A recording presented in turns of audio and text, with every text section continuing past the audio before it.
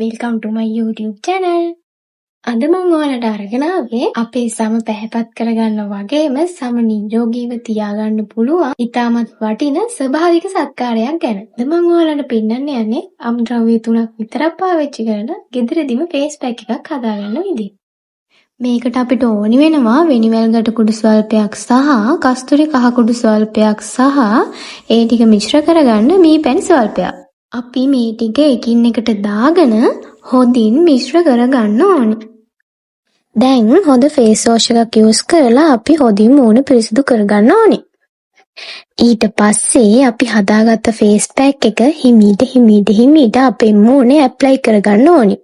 Pack එක හොඳින් මූණේ apply කරගෙන ඉවර වෙලා විනාඩි 15ක් හරි 20ක් හරි ඉඳලා වොෂ් කරන්න ඕනේ.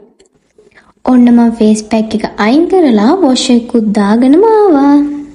ඉතින් වෙනිවැල් ගැට කියන්නේ සමේ තියෙන විස බීජ නසන්න පුළුවන් අපූර්ව ಔಷධයක්. ඒ වගේම කස්තුරි කහ සහ මී පැණි එකතු වුණාම ඔයාලගේ හම ඉක්මනින් පැහැපත් වෙනවා වගේම මෘදු වෙනවා. ඉතින් වීඩියෝ එක ගැන මොකක් හරි ප්‍රශ්නයක් තිබ්බොත් පල්ලෙහායින් කමෙන්ට් එකක් දාන්න. ඒ වගේම මගේ වීඩියෝ එකට කැමති නම් ලයික් කරලා ඔයාගේ යාළුවන්ටත් බලන්න ෂෙයා කරන්න. ඉතින් මේ වගේ ලස්සන වීඩියෝ එකකින් අපි ආයෙත් හමු වෙමු.